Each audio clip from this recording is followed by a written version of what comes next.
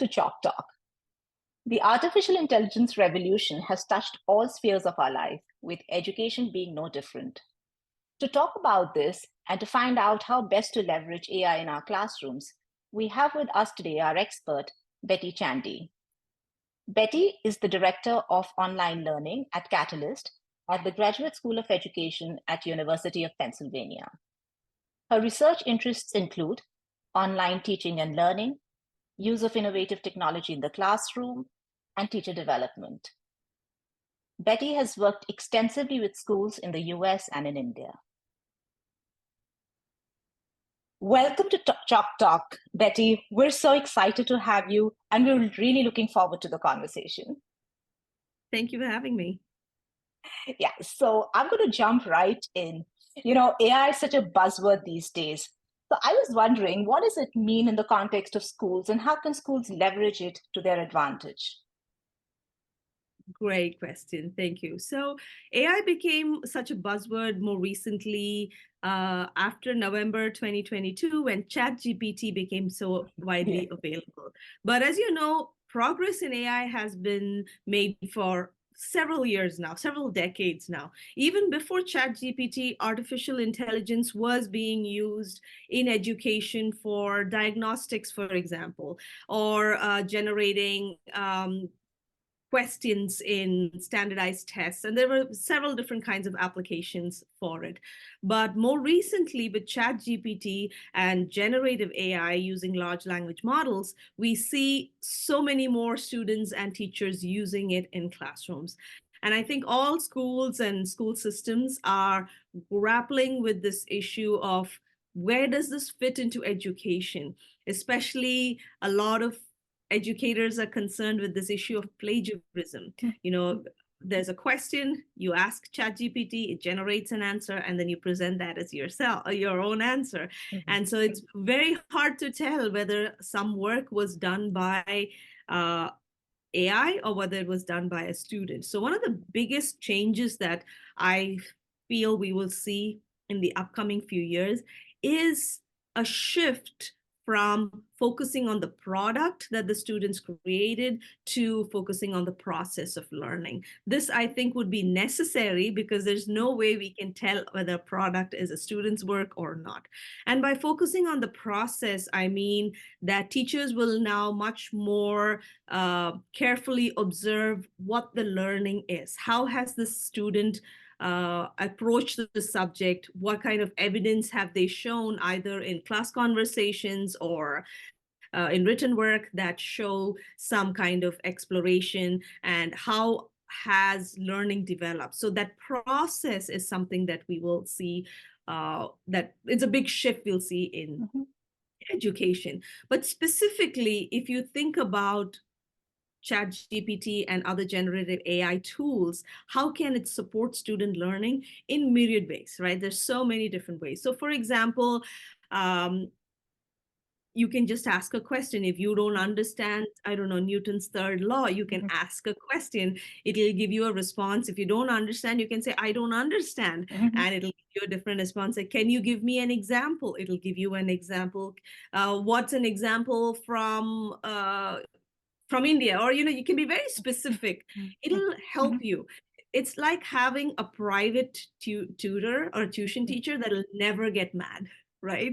So you can ask as many questions and get responses. So like a tutor, if students use it like a tutor to ask questions and keep asking questions, that's one way to use it. Students can also use it for idea generation. Different kinds, like if they have something to do, a project to do, they can ask for different kinds of ideas, and students can use it as a planner. I have a test in 3 weeks, and here are all the things I need to do. Make a schedule for me, or something like that. It can do things like that. So the ways it can be used is only limited by your imagination. So as far as students go, using AI tools such as ChatGPT to generate answers, to generate ideas, to generate plans is all possible.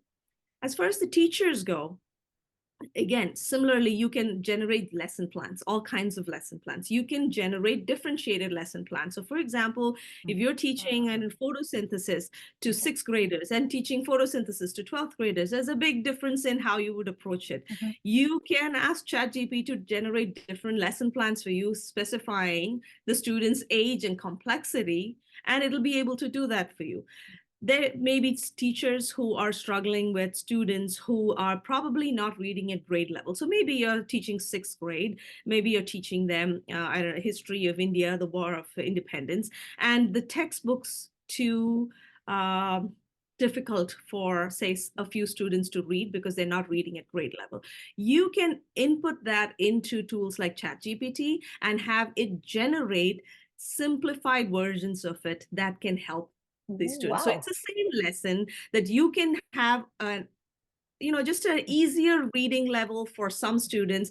But if you feel like there are other students in your class for whom the textbook lesson is way too simple, you can generate a complex text reading with more information, more important information. And so the same lesson, you're talking about the First War of Independence, you can have 3 different levels at which students have read it, and your teaching in class can be the same so that all students understand it, the main idea. So that's one way teachers can use it. Teachers can use it for there are all kinds of grading bots that are based on ChatGPT that help you grade students' work. So from the student perspective, there's different kinds of uses. From the teacher perspective, there's different kind of uses.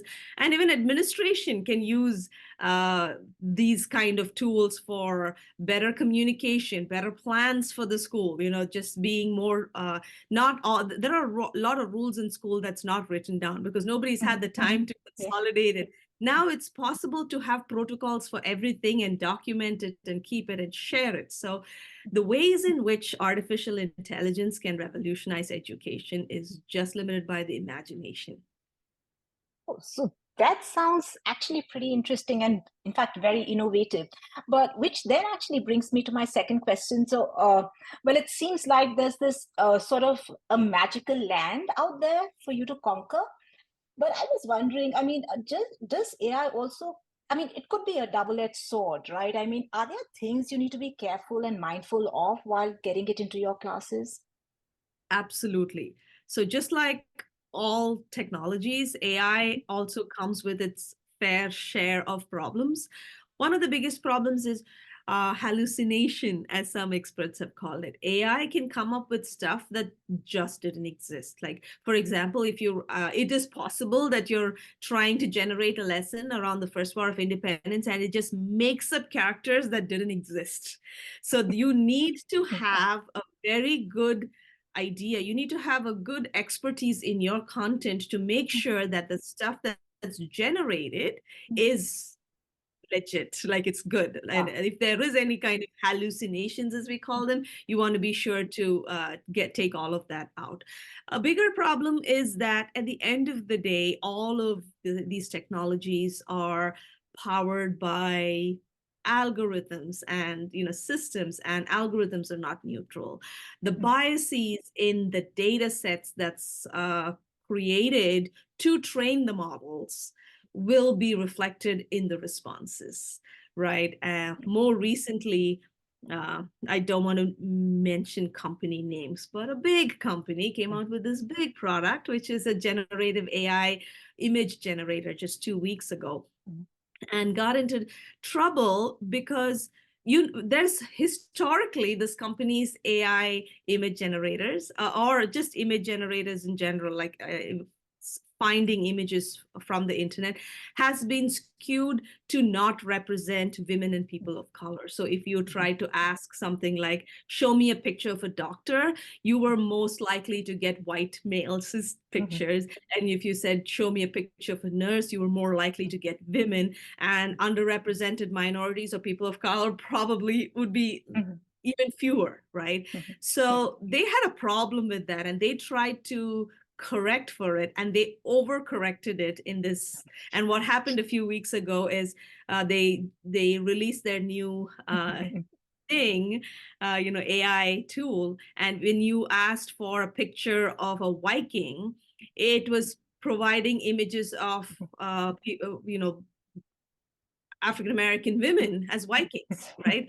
But there's something historic Yeah, that's not yeah, about yeah, yeah, representation. yeah. That's history. There's a inherent flaw in trying to represent something from hundreds of years ago differently, right? So we have to be very careful. And it was a big embarrassment for the company. They had to withdraw, and they had to give explanations on which they were trying to correct for biases, but then they overcorrected.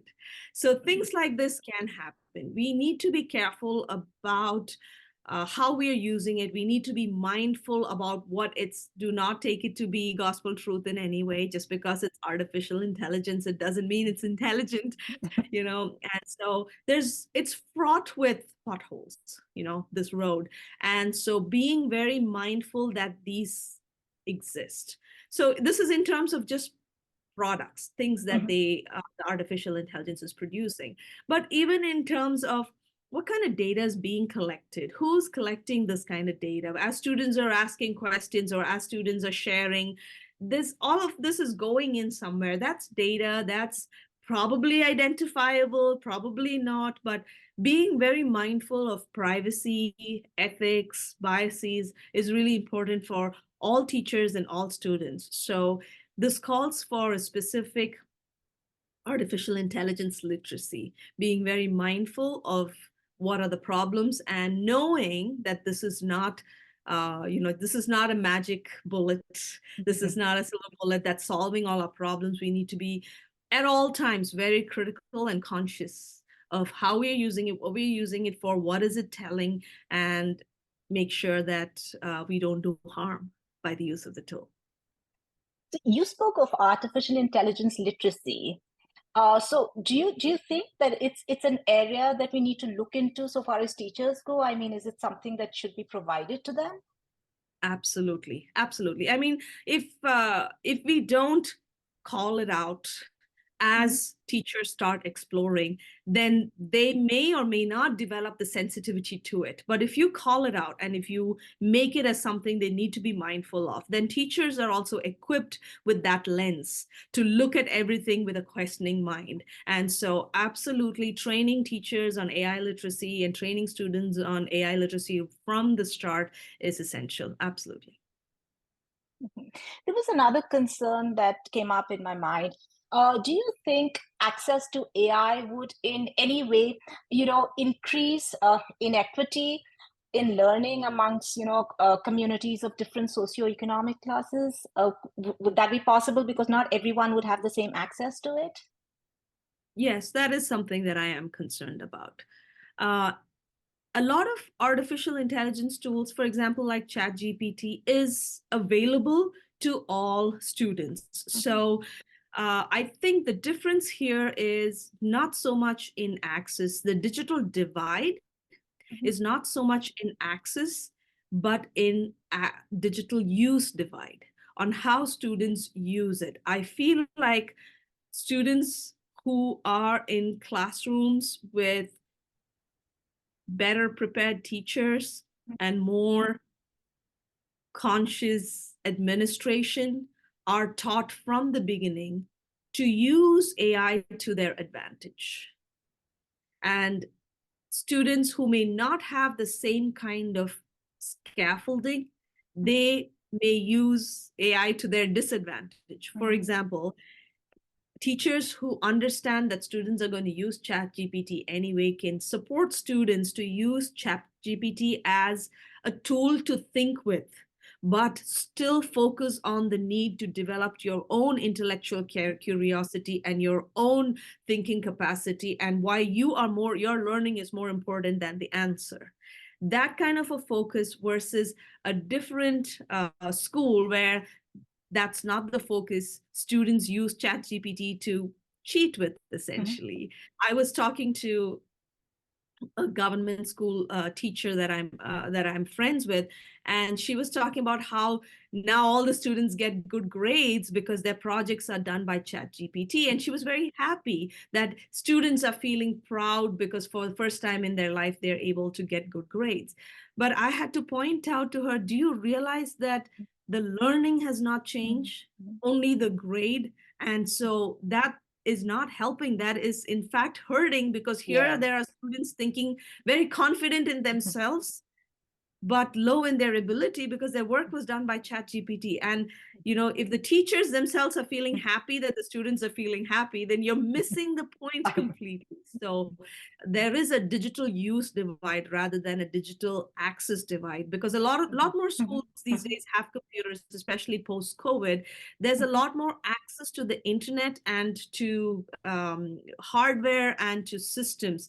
So it's not about do you have a computer, it is about how are you using the tools that's available to you to help you be a better thinker, help you be a better thinker, not how do you use the tool to produce something to get a better grade. It's a completely different approach, and that is something that I'm worried about, that if we don't have teachers who are committed to the learning but are committed more towards the product, we will see that gap, in fact, become worse. And that's something we need to mitigate.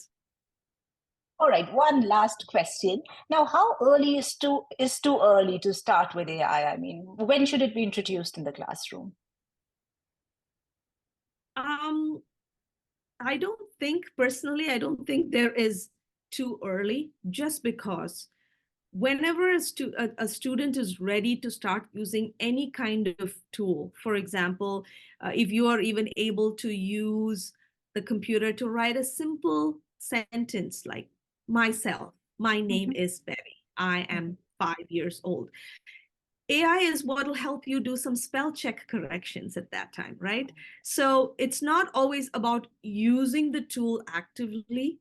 AI is going to be like electricity. It's going to power all the different kinds of tools that we use, PowerPoint or Word or email. It's going to be there. So whenever a student starts using a computer or any kind of digital device to start creating, you can see how AI support can be part of it, right? So for example, if I write a sentence and I'm writing about myself, my name is Betty, maybe a feedback that AI can give me right away is when you introduce yourself, use your full name.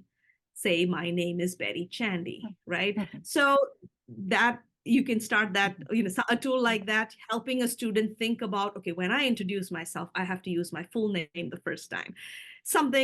Those kind of feedback can be possible. So there's no age as such. When students start using digital tools, the digital tools may be powered by AI. So it's about how early do you start using digital tools and for what purpose. Again, at the end of the day, a lot of students, young people, spend an inordinate amount of time just consuming media on the computer or digital. Sometimes it's the babysitter, it's the de facto babysitter, which is not healthy, which is not recommended, which is not desirable, all of that. But you can use digital tools to help students think with, to write with, to develop their creativity, and being very intentional about how you're using digital tools is important. But you can start as early as the student is ready to learn and ready to use them. Thank you so much, Betty. I'm sure our viewers had a wonderful time watching you. Thank you. Thank you so much for having me, Cheyenne. You have a great day. I'm sure you've inspired many in our audience to take a more bold and confident approach towards introducing AI in their classrooms. Thank you so much for watching. Stay tuned. See you.